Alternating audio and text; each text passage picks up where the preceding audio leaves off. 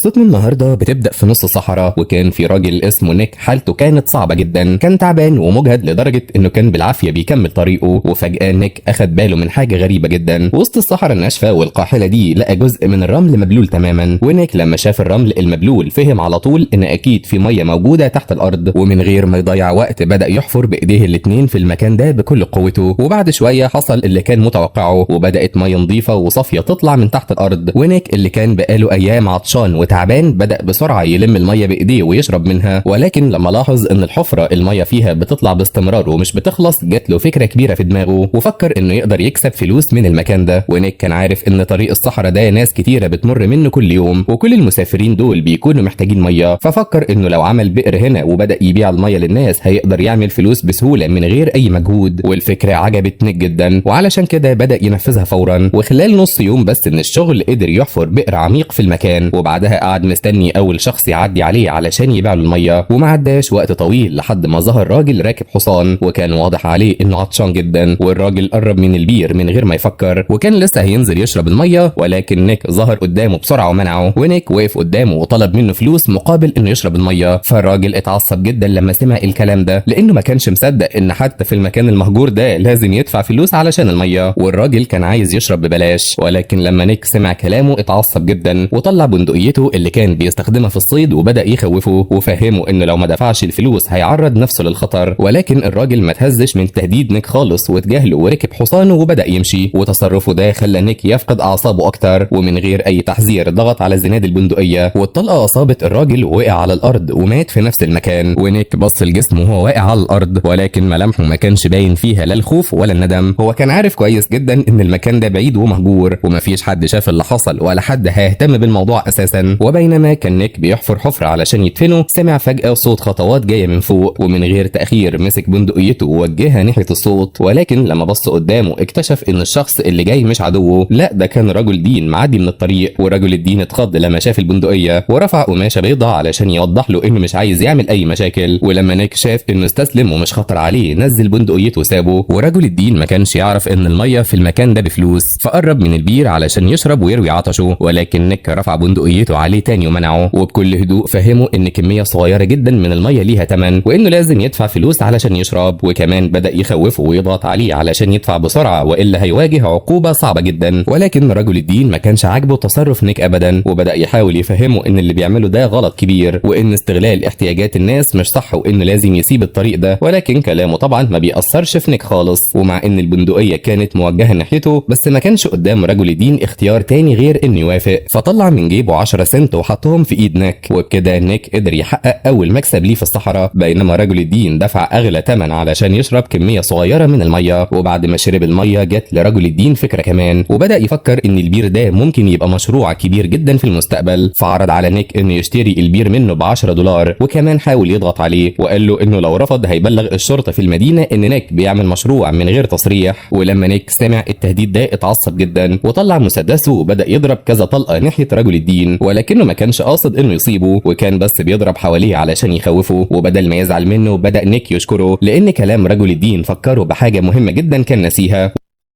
وعلى طول راح نيك للمدينة، وأول مكان دخله كان مكتب الأراضي. وهناك قرر يشتري أرض الصحراء دي بشكل قانوني ويسجلها باسمه. والموظف الحكومي كان شايف إن الأرض دي ملهاش أي قيمة، مجرد أرض فاضية ومهجورة ومحدش يقدر يعيش فيها. وعلشان كده باع لنيك حوالي 2 ميل مربع من الأرض بسعر رخيص جدا. ونيك وقتها ما كانش يعرف إن القرار الرخيص ده هيغير حياته كلها. وبعد ما خلص ورق الأرض وخلاها باسمه راح على طول للبنك، ولكنه كان صرف كل فلوسه في شراء الأرض وما بقاش معاه أي مبلغ يبدأ بيه مشروع المية. وعلشان كده كان محتاج قرض من البنك علشان يجهز البير ويبدأ شغله. ولكن أول ما مدير البنك عرف إن نيك عايز يعمل مشروع في وسط الصحراء افتكره راجل مجنون، وكان شايف إن المكان ده مستحيل حد يقدر يكسب منه فلوس. بس نيك ما ردش عليه خالص، ولكنه مسك كوباية المية اللي كانت على الترابيزة ورماها في وش مدير البنك. وبعدها وضح له إن هو لقى مصدر مية طبيعي في الصحراء، وطلع أوراق الأرض وقدم له عرض، وقال له إن لو البنك وافق يديله قرض هياخد تلت أرباح البير. ولكن مدير البنك برضه برضه رفض كلامه واتعصب وطلب ان نيك يطلع بره، وكان شايف ان خلال السنين اللي فاتت آلاف الناس اللي كانوا بيدوروا على الذهب مشيوا في كل انحاء الصحراء، ولو كان فيها ميه كان حد اكتشفها طبعا من زمان، ولكن نيك ما كانش من النوع اللي بيستسلم بسهوله. واول ما خرج من البنك راح لشركه بتدي قروض، والراجل هناك ما قفلش الباب في وشه، ولكنه قال له انه لازم يسيب حاجه كضمان يعني مقابل القرض. بس نيك ما كانش عنده اي حاجه يرهنها، لان كل اللي بيملكه كان صرفه على شراء الارض، وكان خلاص هيمشي وهو محبط. ولكن صاحب الشركه ناداله ووقفه وساله ليه عايز ياخد قرض من غير ما يكون عنده اي ضمان. وساعتها نيك بدا يحكي له بالتفصيل كل اللي حصل معاه في الصحراء وازاي لقى مصدر الميه، وصاحب الشركه فضل يسمعه باهتمام، وكان شايف في عيون نيك وطريقه كلامه انه مش بيكذب. وفي النهايه رق لحاله وقرر يساعده ووافق انه يديله القرض، وحط الفلوس في ايد نيك وقال له يبدا شغله بيها. والاول مره نيك بقى معاه فلوس كفايه يطور البير ويبدا مشروعه. وبمجرد ما اخذ الفلوس بدا نيك يشتري كل معدات البناء علشان يجهز المكان. ولكن اول ما خرج من المحل لفت نظره ست جميله واقفه قدامه، والست كانت بتبتسم له وبتشاور له بايديها علشان يروح ناحيتها. ونيك حس اخيرا وكأن الحظ ابتسم له وكان مبسوط وراح وراها لحد اوضتها. والست كان باين من بره انها لطيفه وحنينه، ولكن في الحقيقه كانت متضايقه جدا من الريحه القويه اللي طالعه منه. ولكن هدفها الحقيقي كان الفلوس اللي موجوده مع نيك، وعلشان تاخد اللي في جيبه اضطرت انها تخليه يستحمى وينظف نفسه كويس جدا. ولكن اللي حصل بعد ما خلص حمام فاجئها جدا. نيك لبس هدومه ولما حاجته ومن غير ما يسيب لها ولا فلوس خرج بسرعه ومشي. والست فضلت واقفه كام ثانيه وهي مش مصدقه ايه اللي حصل، وبعدها وشها اتحول من الصدمه للغضب واتعصبت جدا، ومسكت الحاجه اللي كانت جنبها ورمتها بكل قوتها ناحيه نيك. وكل ما كانت بتشوفه بيبعد عنها كان غضبها بيزيد اكتر واكتر، لانها ولا اخذت منه فلوس وكمان الحاجه بتاعتها اتكسرت وباظت، فكانت حاسه انها خسرت خساره كبيره جدا. ولكن نيك ما كانش شخص بياكل حق حد ويمشي،